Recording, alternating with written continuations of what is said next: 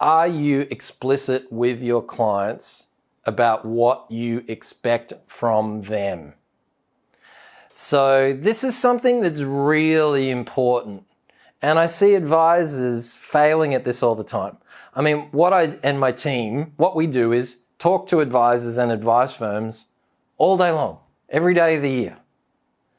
And this is an issue that is almost universal when it comes to how I help them to become far better advisors, how I help them to increase their fees, increase their referability, increase their sources of new clients, their advice firm profitability, their profitability per client, every single of the key important metrics for an advisor in an advice business. And this is one of the main issues. There's quite a few of them, but this is a big one. And that is, I find advisors that are too soft with their clients. And I don't mean being a bully. I mean, they don't actually sit down and say, look, this is the value I provide. This is who I provide it for. This is why I do it, why it fulfills me. And this is what I expect from the people who are my clients. Not only that, you also need to be explicit with individual clients about what you expect from them as well.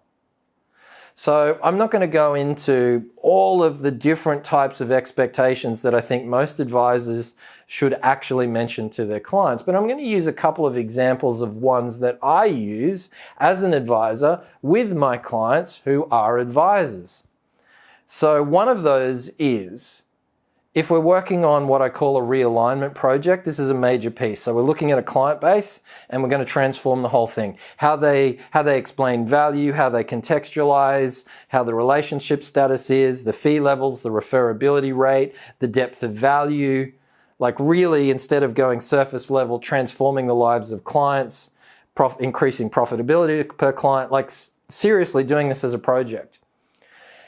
And if someone's engaging me to do that, one of the things that I will say to them is, look, this is a major thing. We've identified that in your business, there's a lot that needs to change. And in order to get to where you want to be in your life, this is what we're going to need to do.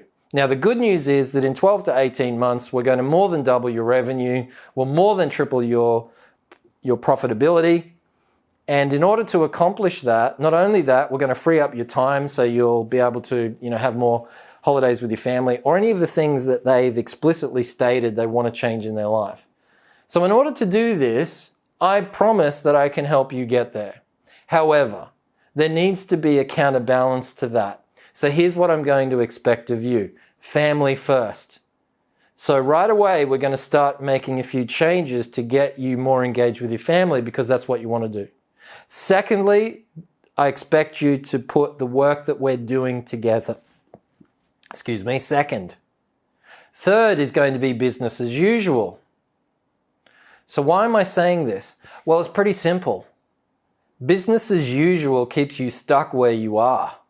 That's not going to get you to where you want to be. We need to make some serious changes to how you engage your clients, how you charge them, the services that you're providing. And I expect that you're going to take what we do with you incredibly seriously because it will make all of the difference. With my help, you get to where you want to be. Without my help, you don't. But only if you put number 2, the work that we're doing together. Is that okay that I expect that of you? Now, this doesn't mean that I expect you're going to be spending 90% of your time working on this stuff for us. No, it means that when we need to make appointments to get together, you do it. It means that when I need data on your client base, you get it. And you put emphasis on that because that's what's required to make the change. Is that okay that I expect this of you? Now, I went very specific there, but I think it's better if I use specific examples. And I've coached lots of advisors going through this. It's why when we work with people, we typically talk about individual clients because it's easy to talk about generic stuff, but very specific examples make translation so much better. That is a key expectation I have in that particular scenario. Now, here's a general expectation which I will communicate to anyone that I speak with during my first meeting with them. And that is this. I don't work with people who have a scarcity mentality. I'm trying to make advice better as a whole.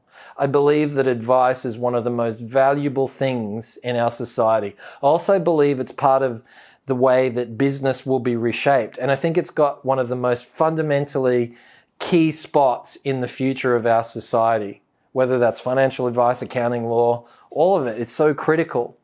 So that's something I'm very passionate about.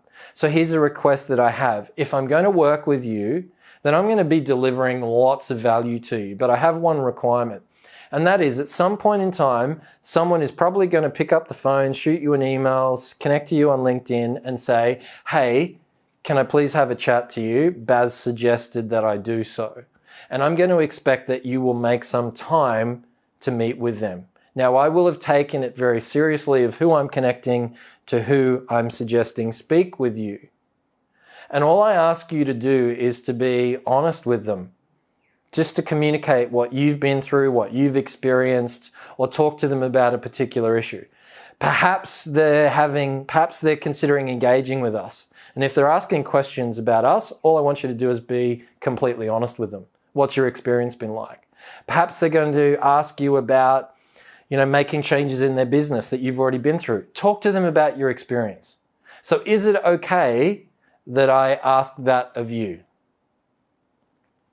Now, here's the thing. If at any point in time, one of your key expectations that you give to a client, you stop, you wait for an answer. And if the answer is no, guess what? You don't work with them. The first rule of negotiation is you don't negotiate if you're not prepared to walk away.